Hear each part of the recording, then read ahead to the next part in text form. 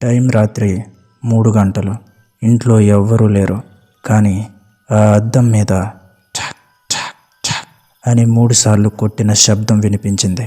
అది ఒక్కరోజు మాత్రమే కాదు, ప్రతిరోజు వినిపిస్తూనే ఉంది. ఒకరోజు రాత్రి అతను భయంతో తట్టుకోలేక అదే 3 సార్లు తిరిగి అద్దంపై కొట్టాడు.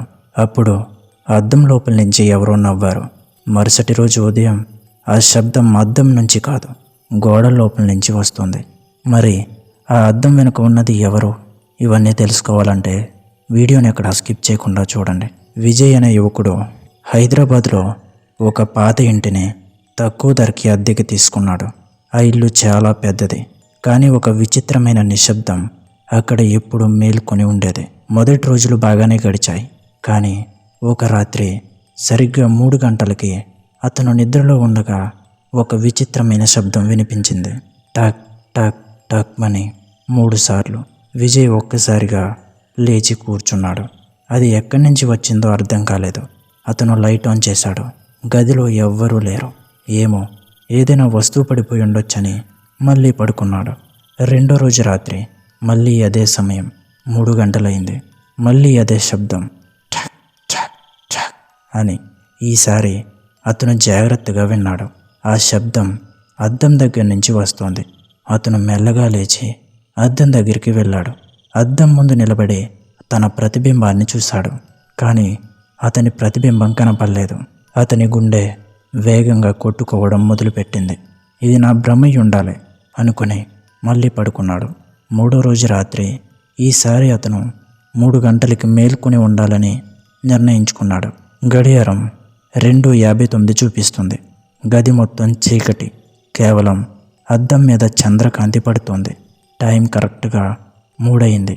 ఛక్ ఛక్ ఛక్ అని అద్దం లోపల నుంచి స్పష్టంగా వినిపించింది. విజయ్ గుండె ఆగిపోయినట్లయింది. అతను కాస్త దగ్గరగా వెళ్ళి అద్దాన్ని తాకాడు. అద్దం చల్లగా లేదు, చాలా వేడిగా ఉంది. ఎవరో లోపల నుంచి తాకినట్లుగా. కొన్ని రోజులు ఇలాగే కొనసాగింది. ప్రతిరోజు అదే సమయం, అదే 3 సార్లు కొట్లాట. విజయ్ మానసికంగా కుంగిపోయాడు. ఇది ఆగాలంటే ఏదో చెయ్యాలని అనుకున్నాడు. ఒకరోజు రాత్రి ఇవాళ నేను కూడా తిరిగి కొడతాను అని నిర్ణయించుకున్నాడు. అదే రాత్రి టైం 3 అయిన తర్వాత ఠక్ ఠక్ ఠక్ అని శబ్దం వినిపించింది. విజయ్ చేతులు వణికిపోతున్నాయి. అతను నెమ్మదిగా తన చేతిని పైకెత్తి ఠక్ ఠక్ ఠక్ అని అద్దంపై 3 సార్లు కొట్టాడు. అంతే. గదిలో ఒక చల్లని గాలి వీచింది. లైట్ స్వయంగా ఆఫ్ అయింది. అద్దం లోపల అతని ప్రతిబింబం అలానే నిలబడలేదు. అది నెమ్మదిగా నవ్వింది. కానీ విజయ్ మాత్రం నవ్వలేదు. విజయ్ వెనక్కి అడుగు వేశాడు. అద్దంలో కనిపిస్తున్న అతను అతన్ని చూస్తూ నవ్వుతున్నాడు. నువ్వు చివరికి స్పందించావు అని ఆ ప్రతిబింబం మాట్లాడింది. విజయ్ గుండె ఆగిపోయినట్లయింది. నువ్వెవరు అని అడిగాడు. నేను. నువ్వే, కానీ అద్దం లోపల చిక్కుకున్న నువ్వు అని సమాధానమిచ్చింది. అది ఒక్కసారిగా అద్దం మీదకి చేతులు పెట్టింది. అద్దం నీటిలా ఊగిపోయింది. విజయ్ పారిపోవాలని అనుకున్నాడు. కానీ అతని కాళ్ళు కదలలేదు. అద్దం లోపల నుంచి ఆ వ్యక్తి బయటకు రావడానికి ప్రయత్నిస్తున్నాడు. అతని కళ్ళు ఎర్రగా మెరుస్తున్నాయి. అతని ముఖం మెల్లగా వక్రీకృతమవుతోంది. నువ్వు తట్టావు, ఇప్పుడు నేను వస్తాను అని అది చెప్తోంది. ఒక్కసారిగా అద్దం పగిలినట్లుగా ఒక శబ్దం వినిపించింది. పక్కింటి వారు ఇంటి తలుపులు తెరిచి ఉన్నట్లుగా గమనించారు. అందులోకి వెళ్ళి చూశారు. విజయ్ కనిపించలేదు. కానీ గదిలోని అద్దం మళ్ళీ సరిగ్గా ఉంది. అద్దం ముందు ఒక చిన్న రక్తపు ముద్ర మాత్రం కనిపిస్తోంది. ఆ రాత్రి నుంచి ఆ ఇంట్లో కొత్త శబ్దం వినిపించడం మొదలైంది. అద్దం నుంచి కాదు, గోడల లోపల నుంచి ఠక్ ఠక్ ఠక్ అని 3 సార్లు.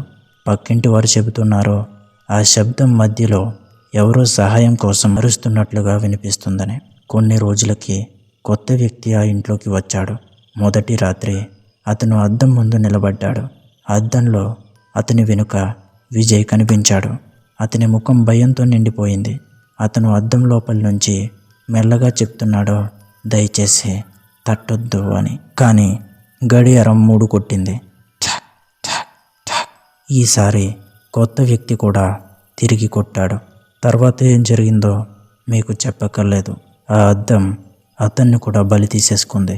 ఈ కథ ఏం చెప్తుందంటే కొన్ని తలుపులు మనం తెరవకూడదు, ముఖ్యంగా అవి అద్దం వెనుక ఉంటే.